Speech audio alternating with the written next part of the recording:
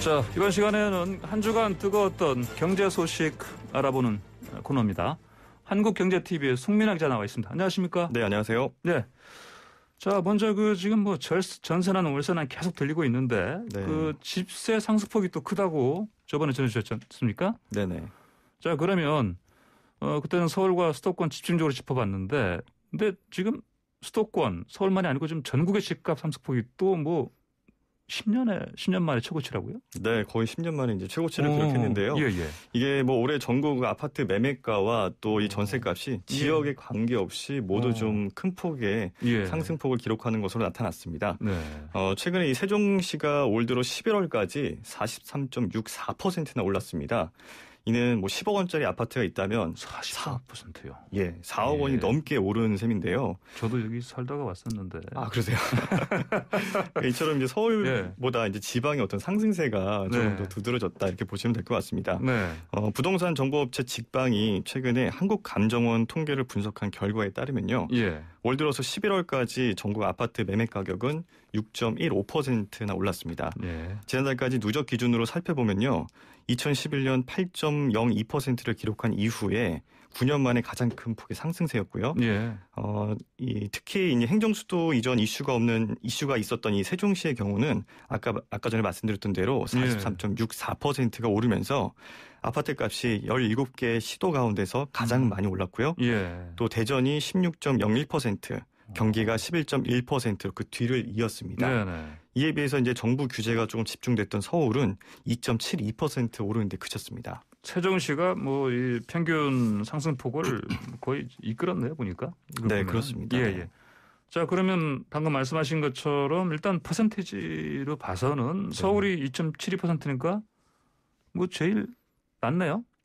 네, 퍼센테이지로만 봤을 때는 좀 그렇게 보일 수도 있는데요. 네, 특히 여기서 좀 저희가 좀 집중해서 좀 볼 수 있는 부분이 이제 전세 시장은 과연 그러면 얼마나 올랐을 것인가 이 부분인데요. 전국적으로도 이제 그 전세값의 어떤 그 오름세가 좀 심상치가 않습니다. 전세값이 그렇습니다. 풍선 효과. 그렇습니다. 이 전국적으로 5.72%가 오르면서 2015년도에 6.95%를 기록한 이후에 최대의 상승폭을 좀 기록했고요. 5년 만에요. 맞습니다. 그리고 전세도 세종시가 이 증가폭이 가장 컸습니다. 아, 집값만이 아니고 전세도 굉장히 많이 올랐군요. 그 집값 상승세는 43.64%였는데 전세값은 49.34%가 상승을 했고요. 50%나요, 거의? 거의 50% 육박했습니다. 그리고 울산 같은 경우는 12.97%, 대전은 12.18% 순이었습니다. 좀 눈에 띄는 부분은 이 아파트 매매 가격이 종부세 과세 기준일이었던 6월 1일을 앞두고 이 절세 매물이 나오면서 상반기에는 비교적 좀 덜 올랐지만 이 하반기 들어서 30대나 이 실수요자를 중심으로 매수세가 좀 살아나면서 상승폭이 점차 커졌습니다. 이 전세값의 경우에는 전월세 상한제가 좀 본격적으로 시행됐던 8월 그 이후부터 좀 이 상승세가 좀 가파라졌거든요. 이 전월세 상한제로 인해서 이 전월세 의무 계약 기간이 2년에서 4년으로 늘어나는 계약갱신 청구권과 또 임대료 인상을 2년에 5%로 제한한 그 전월세 상한제가 본격적으로 시행이 되면서 그런 임대인들의 어떤 보상 심리가 좀 적극적으로 반영된 게 아닌가라는 분석이 나오고 있습니다. 일부 부동산 시장 전문가들은 이런 그 전세 시장과 관련해서 30년 만에 새로운 거래 규칙이 적용되기 때문에 그 시장 혼란이 당분간 좀 이어질 것이다. 그리고 가격 불안과 거래 위축도 계속될 것이다라고 좀 전망을 하고 있고요. 특히 이 계약 갱신으로 인해서 이 매물은 조금 줄어드는 반면에 신규 계약을 원하는 수요자는 꾸준할 것이다. 이렇게 보여서 이제 수급 불일치가 예상된다. 이렇게 전망도 내놓고 있습니다. 자, 그 1인 가구 비중도 지금 해마다 늘고 있지 않습니까? 맞습니다. 지난해 같은 경우는 전체 가구 그 30%를 넘어섰다. 이런 얘기가 들립니다. 네, 그렇습니다. 그러면은 이 사람들은 주로 도시로 이주한 20, 30대. 대학생 또는 취업생 이런 사람들 아니겠습니까? 네, 그렇습니다. 그래서 이들이 주로 이제 이렇게 이주를 하면서 어떤 주거 문제들 이런 부분들도 좀 저희가 짚어볼 필요가 우리가 흔히 말하는 이제 그런 거 있지 않습니까? 고시원이니 맞습니다. 이런 데 사는 사람들 많고요. 네.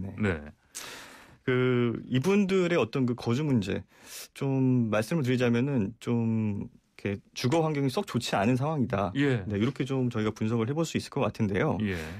통계청에 따르면은 일단 지난해 말을 기준으로 그 국내에서 1인 가구는 614만 1,000가구였습니다. 8,000가구였습니다. 전체 가구의 3분의 1에 해당되는 수치인데요. 이 1인 가구 비중이 2015년도에 27.2%에서 꾸준히 늘다가 지난해에는 처음으로 30%를 넘어선 겁니다. 이 대학생과 취업 준비생들 그리고 이제 사회초년생 같은 20, 30대 그 타 지역 이주가 가장 큰 원인으로 지목이 됐고요. 또 실제 연령별로 보면은 20대가 18.2%로 가장 큰 비중을 차지했고요. 또 30대가 16.8%로 그 뒤를 이었는데 20대와 30대를 이렇게 다 포함하면은 한 35% 정도가 되거든요. 이들 그 1인 가구의 연평균 소득도 한번 살펴보면 2,116만 원으로 조사가 됐습니다. 이는 전체 가구의 36%에 불과한 수준이었습니다. 전체 소득 평균에도 못 미치는 그런 상황이다라고 보실 수가 있겠고요. 상황이 이렇다 보니까 이런 주거 형태도 조금 취약할 수밖에 없는데요. 이 통계 자료를 보면은 전체 가구의 절반 이상은 자가인 반면에 1인 가구는 10가구 가운데 4가구가 보증금이 있는 월세에 살고 있었습니다. 또 보증금이 없는 월세 거주자까지 포함을 하면 1인 가구의 절반가량이 월세로 집을 얻어서 사는 셈이었습니다. 예, 지금 젊은 층이 갈수록 결혼을 안 하지 않습니까? 아니, 네. 못하는 거에 많죠. 안 하는 건지 못하는 건지 못하는 게 많은데 상황이. 그러다 보니까 이제 1인 가구 수는 당연히 늘어나는 상황이고 네네. 뭐 주거 환경은 매우 열악하고요. 네. 자, 그러면 방금 말씀하신 것처럼 이제 통계조사만 봤을 때 1인 가구 주거 여건 매우 좀 취약해 보입니다. 네, 좀 상당히 취약하다 이렇게 좀 말씀을 좀 드릴 수가 있을 것 같습니다. 네. 그 이유는 이제 주요 소비 지출 항목을 좀 들여다보면은 금방 또 알 수가 있겠는데요. 전체 가구는 그 음식하고 이 숙박비의 비중이 14.1%로 좀 가장 높았던 반면에 1인 가구는 주거와 또 수도 그리고 이제 전기요금 등의 비중이 17.9%로 가장 높았습니다. 즉, 이 주거와 관계되는 부대 비용이 1인 가구가 상대적으로 더 많은 지출을 하고 있다 이렇게 보실 수가 있겠고요. 예. 그렇게 되면은 이제 또 편의점에서 또 이렇게 판매하는 간편식과 같은 그런 음식들 이런 것들을 또 이용하는 비중들도 또 상당히 높았습니다. 그 1인 가구 가운데서 절반가량인 47.7%가 주 1회 이상 간편식을 구입한다고 조사되면서 이 40% 수준의 그 전체 가구보다 상대적으로 더 높게 나왔습니다. 예. 네. 자, 또 안 좋은 얘기 또 다른 것도 해야겠습니다. 지금 네. 코로나19 특수 상황이라는 뭐 이런 것을 우리가 이제 염두에 두더라도 이미 800조 원쯤 넘어선 나라빚. 네. 이게 좀 뭐 그냥 내년엔 뭐 1,000조 원에 육박할 것이다 이런 얘기가 나옵니다. 네. 조금 암울한 전망들이 계속 나오고 있는데요. 말씀하신 대로 이렇게 나라 빚이 굉장히 빠르게 좀 늘고 있습니다. 그 올해 들어서 이제 4차례나 추가 경정 예산이 편성이 됐지 않습니까? 그러면서 이제 빚은 더 늘었고 또 코로나19 상황으로 인해서 세금은 덜 거쳤기 때문인데요. 기획재정부가 최근에 발간한 월간 재정 동향 12월호를 보면요.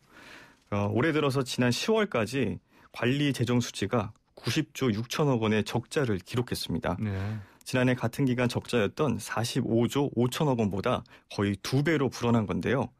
좀 더 살펴보면 이 적자 항목을 들여다보면요. 올해 들어서 10개월간 정부가 걷어들인 돈에서 쓴 돈을 뺀 통합 재정 수지는 무려 59조 원이나 적자였습니다. 이 말은 정부가 지출을 늘리는 만큼 수입이 따라가지 못하고 있다는 건데요. 지난 1월부터 10월까지 총 지출은 468조 5천억 원이었습니다. 이 역시도 지난해 같은 기간보다 50조 9천억 원이 더 늘었고요.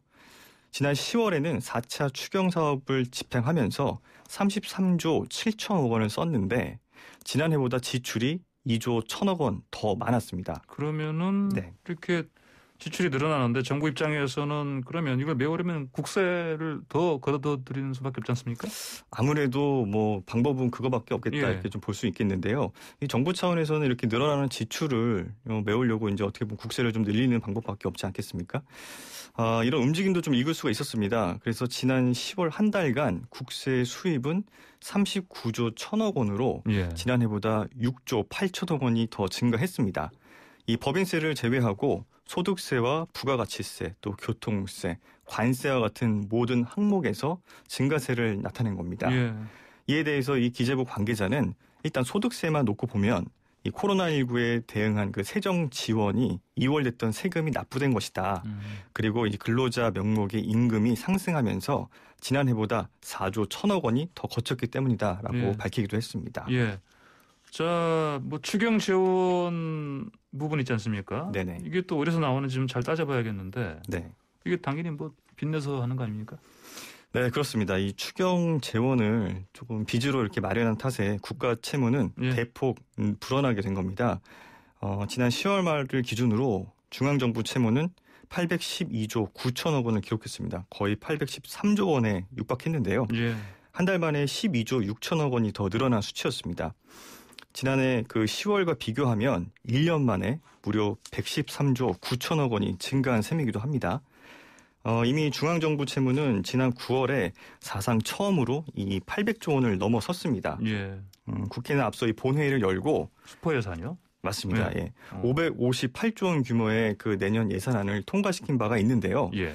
이러한 슈퍼 예산이 편성된 탓에 이 재정 건전성 그 악화 속도는 더 빨라질 것으로 전망이 되고 있습니다. 예. 여야가 내년 예산안을 그 정부 안보다 2조 2천억 원 더 늘린 건데요. 예.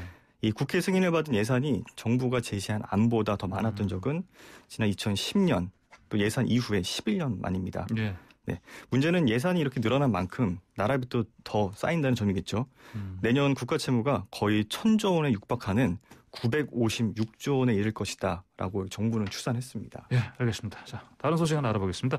네. 자, 공인인증서 이게 지금 폐지 날짜가 오늘부터죠? 네, 맞습니다. 예.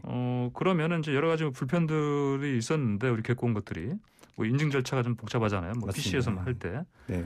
그러면은 이게 지금 공인인증서가 벌써 도입된 게 한 21년 되지 않았나요? 20년이면. 그렇죠. 1999년도에 도입이 됐고요. 근데 이거 왜 없어지는 거예요? 이제 좀 재밌는 이유가 있었는데요. 예. 네. 그 몇 년 전에 이제 중국인들이 우리나라의 그 사이트에서 전자결제로 이제 물건을 좀 사려고 했던 게 있었는데 그때 이제 공인인증서에 막히면서 이 공인인증 폐지 논의가 좀 급물살을 타게 된 게 좀 계기였다. 네. 쇼핑으로 쇼핑하는 중국인들이 결제가 힘들어지니까 공인인증서 때문에. 네네. 네. 그래서 2014년도 3월에 중국에서 좀 큰 인기를 끌었던 우리나라 드라마가 있습니다. 예. 별에서 온 그대라는 드라마인데요. 전지현 씨 나오는 거요? 네, 맞습니다. 네. 거기서 이제 전지현 씨가 입은 의상을 중국인들이 구매를 하려다가 공인인증서에 막힌 겁니다. 네. 바로 이 천송이 코트가 계기가 됐다라고 볼 수가 있겠는데 이게 왜 막혔냐면 그 공인인증서는 써보셨으면 아실 겁니다. 이게 현행법상 이 30만 원 이상의 그 전자 상거래를 하려면 공인인증서를 의무적으로 써야만 합니다. 예. 그런데 이 외국인은 국내에서 그 외국인 등록증이나 여권을 은행에 제출하거나 또는 해외에서 세계 17개 해외 한국 재외공간에 직접 신청을 해야만 발급을 받을 수가 있습니다. 상당히 번거로운 일이죠. 예. 또 공인인증서는 이 액티브엑스라는 보안 기술로 만들어진 프로그램입니다. 그래서 이 액티브엑스라는 게 이 전자상거래하고 이 인터넷 뱅킹 등을 이용할 때 본인 인증이나 이런 결제를 지원하는 그런 기술입니다. 예.